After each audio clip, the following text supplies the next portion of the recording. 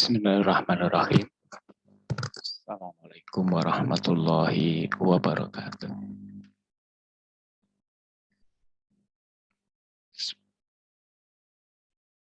Saat ini kita bertemu dengan sebuah pelajaran yang kita dapatkan dari surat Al-Fatihah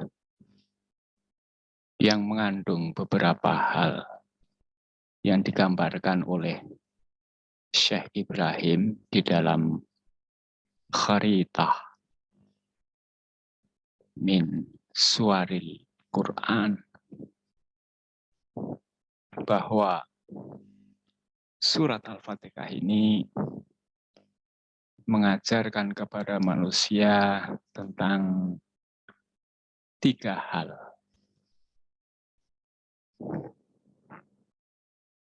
Bahkan surat Al-Fatihah dinamakan dengan nikmatul hidayah karena pembagian yang ada di dalamnya untuk mengarahkan manusia agar mendapatkan nikmat dari Allah Subhanahu wa Ta'ala berupa kehidupan bahagia di akhir kelak nanti. Oleh beliau, surat Al-Fatihah membawa manusia agar yang pertama adalah mengenal al-aqidah al-Islamiyah.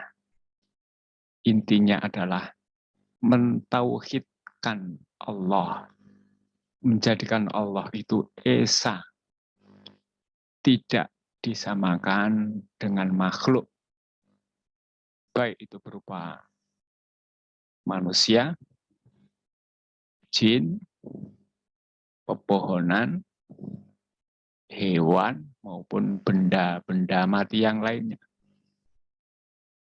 Sehingga di dalam ayat 1-4, Allah menyatakan, Alhamdulillahi Rabbil Alamin,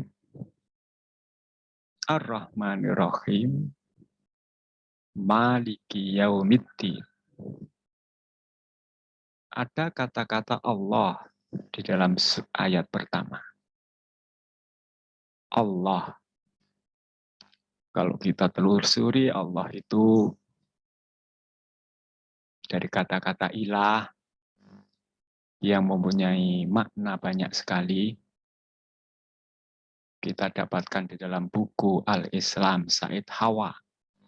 Di antaranya adalah ma'budun, yang berhak untuk diibadahi. Dan itu adalah Rabbul Alamin, pencipta, pengelola seluruh alam semesta, baik yang ada di muka bumi maupun yang ada di langit.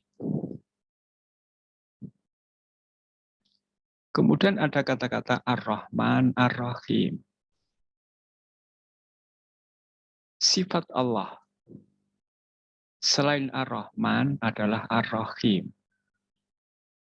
Allah itu maha belas kasih, baik kepada umat yang mentauhidkannya maupun umat yang kufur terhadap nikmatnya, tidak mengakui keesaan Allah, bahkan menyekutukan dengan benda yang lain. Sehingga pada zaman jahiliyah kita kenal ada Lata, ada Uzza, ada Manat. Itu adalah berhala besar yang diagungkan oleh kaum jahiliyah dahulu.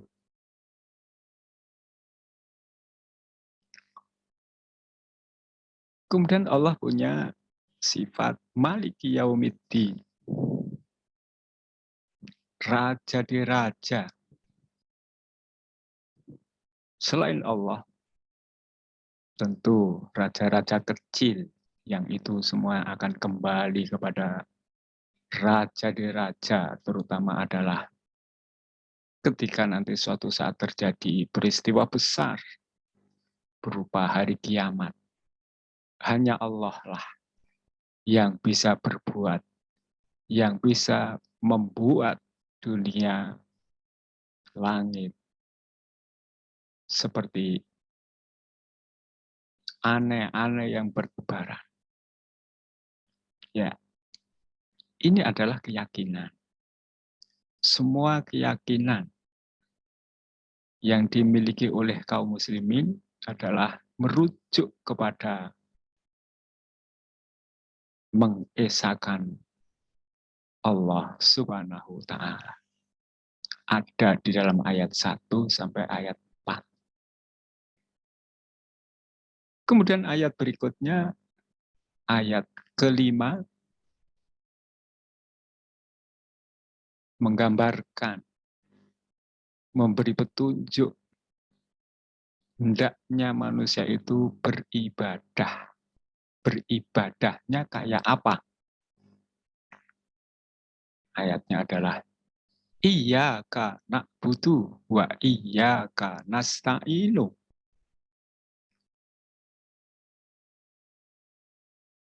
Jumlah ini adalah jumlah tidak biasanya. Kalau jumlah biasa, na'buduka wa nasta'inuka ya Allah. Tapi kalau jumlah biasa ini, ketika di masjid kita menyembah Allah, minta pertolongan kepada Allah.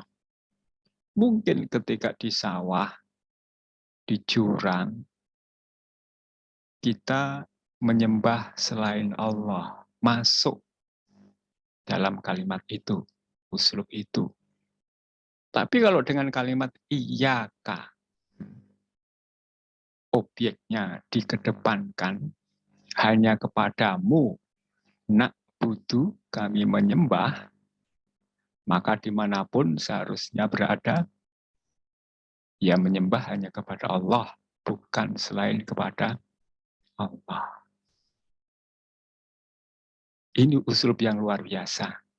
Mengedepankan yang harusnya di belakang. Ini bisa kita jumpai dalam ilmu yang lain, ilmu balaghah. Ada at-taqdim wa takhir. Di dalam jumlah bahasa Arab, suatu saat yang seharusnya di belakang bisa dikedepankan. Contohnya ayat kursi. Lillahi ma fis samawati wa ma fil ard. Itu juga jumlah luar biasa. Dikedepankan kata-kata lillahi. Padahal itu khobar. Hasilnya adalah as-samawatu wal ardu lillah. Kenapa dikedepankan? Menunjukkan ada orang-orang yang mungkin tidak percaya kalau langit, dunia itu milik siapa. Terutama orang-orang jahiliyah. Nah, maka kalau orang-orang jahiliyah menanyakan, milik siapa sih, milik siapa? Maka jawabnya bukan as-samawatu wal ardu lillah, bukan. Tetapi lillahi.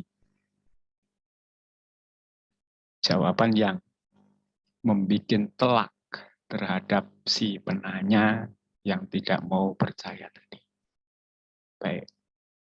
Ayat kelima menggambarkan bahwa orang-orang yang sudah bertauhid yang baik hendaknya beribadahnya juga baik. Beribadah baik itu ya kalau beribadah hanya kepada Allah. Tadi mana ilah minta pertolongan, merasa diawasi, itu semuanya kembali kepada Allah. Ya. Ayat kelima. Ayat 6 dan ke-7 menggambarkan tentang manhajul hayati. Prinsip hidup itu hendaknya apa? Satu, ihdinas sirotol mustaqim. Orang yang akidahnya baik, beribadahnya baik, maka pasti dalam kehidupannya minta jalan yang baik, prinsip yang baik, aturan hidup yang baik. Sehingga doanya ihdinas siratal mustaqim. Kalimat ini juga menunjukkan bahwa di sana banyak sekali sirat ghairu mustaqim. Jalan yang tidak lurus, tidak baik, tidak sesuai dengan prinsip ibadah dan akidah. Jalannya siapa? Siratal ladzina an'amta alaihim. Yang mustaqim itu adalah jalan yang ditempuh oleh orang-orang yang telah Allah beri nikmat. Mereka adalah para sahabat Rasul, para pengikutnya, hingga akhir zaman. Itu yang baik. Prinsip yang kedua, ghairil maghdubi. Bukan jalannya orang-orang yang engkau murkai. Mereka adalah orang-orang Yahudi. Ya, kalau mau lebih banyak tahu tentang orang Yahudi, tentu kita membaca sejarahnya Nabi Musa dan lain-lain. Betapa uniknya Allah menciptakan orang-orang Yahudi. Begitu merepotkan Nabi Musa, minta ini, minta itu. Tapi itu hanya permintaan, tidak diyakini. Sehingga Allah marah terhadap mereka, terbelenggulah mereka. Dapatkan kemurkaan dari Allah. Ini yang tidak baik. Yang tidak baik yang kedua adalah walabdolin. Jalannya orang-orang yang sesat. Kesesatan mereka apa? Ini ditujukan kepada orang-orang ahlul Injil. Kalau yang ghairil maghdubi, ahlul Taurat. Ahlul Injil sesat. Kesesatannya adalah mereka meyakini bahwa unsur dasar tentang tauhid keliru. Karena mereka menjadikan Isa alaihi salam itu adalah Tuhan mereka. Mereka meyakini Isa alaihi salam putra Tuhan. Sehingga prinsip hidup yang dicetuskan, yang digelorakan, yang dipakai oleh orang-orang Yahudi maupun Nasrani itu adalah contoh yang tidak baik. Ya. Kata beliau, li suratil Fatihah ahamiyah azimah. Di dalam surat Fatihah ada hal-hal agung. Wa fadailuha katsirah. Keutamaan surat Al-Fatihah banyak. Pamindalika, oleh karena itu, annaha ruknun min arkanis sholah. Surat Al-Fatihah merupakan rukun, salah satu rukun dari rukun-rukun sholat. Sholat harus membaca surat Al-Fatihah. La tasihhus sholata illa biha. Tidaklah sah sholat kecuali membaca surat Al-Fatihah. Wa annaha afdalu suratin fil Qur'an.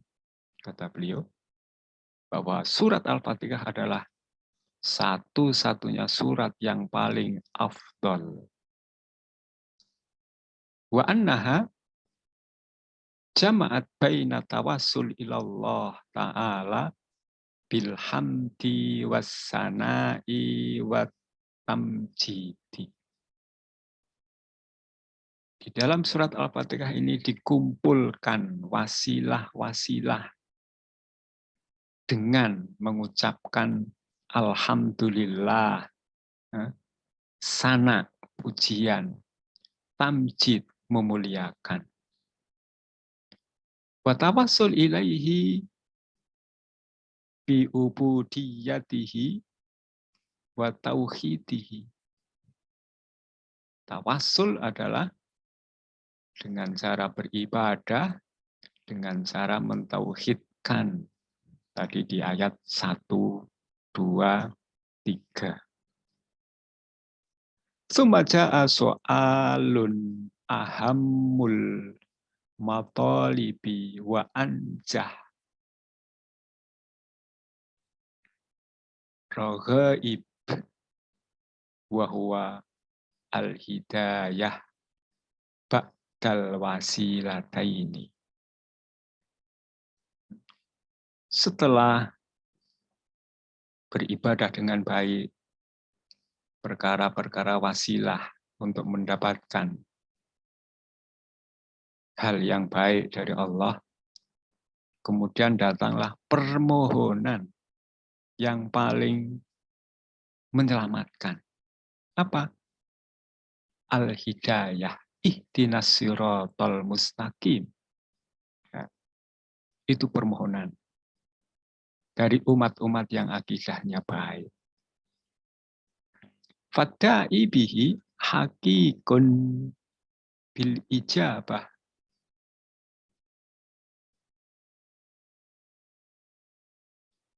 Berdoa yang seperti itu adalah layak untuk diijabah. Wa tastamilu ala anwa'i tauhid as-salasah. Al-Fatihah ini menjelaskan kepada kita tentang aneka macam tauhid, mengesahkan Allah. Ada 3. Tauhidur rububiyah, mengesahkan Allah bahwa Allah itu raja, pencipta, pemilik. Orang jahiliyah meyakini ini, tapi itu tidak menjamin untuk tidak masuk neraka. Tauhidur rububiyah. Yang kedua, tauhidul uluhiyah, mengesahkan keilahan. Nah, ini hanya khusus Allah. Ilah, yang artinya 13 ada di buku Al-Islam Said Hawa itu, ya harus terapkan di situ. Sehingga ada kata-kata yang menggelegar adalah la ilaha illallah. Jumlah itu adalah jumlah al-qasru, uslubnya uslub al-qasru. Menekankan kekuatan. Berarti dulu ada orang yang menyangka apa? Ilah itu punya selain Allah. Lata, Uzza, Manat, punya sifat ilah juga, dimintai pertolongan dan lain-lain. Maka hadirlah kalimat dengan la ilaha illallah. Kalau cuma kata-katanya Allahu ilahun, maka Manat, Hubal bisa masuk dalam ilah. Oleh karena itu, la ilaha illallah. Tauhidul uluhiyah. Tauhid yang paling penting, yang menetralkan kita. Apakah kita mentauhidkan Allah atau mensekutukan Allah. Kemudian ketika ada tauhidul asma was sifat. Nama Allah, sifat Allah yang datang kepada kita lewat Al-Quran maupun hadis adalah nyata benarnya, tidak perlu ditakwil-takwil. Qala Ibnul Qayyim rahimahumullah, Fatihatul Kitab wa Ummul Quran wa Sab'ul Mathani wa Syifa'at Tam wa Dawa An-Nafi. warruqiyah at-tamah.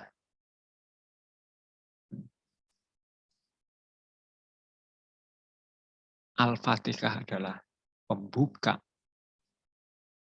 Al-Quran.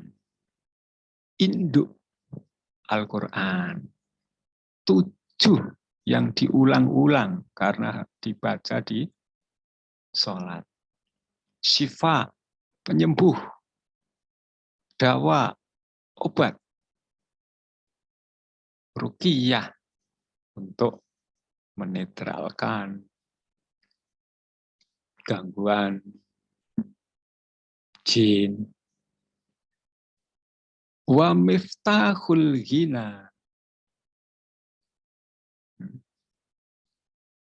pembuka kekayaan, kecukupan. Wal falahu, pembuka kebahagiaan. Wa hafidhatul quwwah, menjaga energi, kekuatan, sumber kekuatan. Wadafi'atul ham, pelenyap rasa gundah, wal gham, wal khauf, rasa gundah, takut, wal hazan, sedih. Liman arafa miqdaroha, bagi orang yang tahu kadar surat Al-Fatihah. Wa a'toha haqqoha, kemudian memberikan hak Al-Fatihah di tempatnya. Wa ahsanu tanziliha ala da'ihi, adalah memberikan hak yang baik dari penyakit, dak, pengobatan.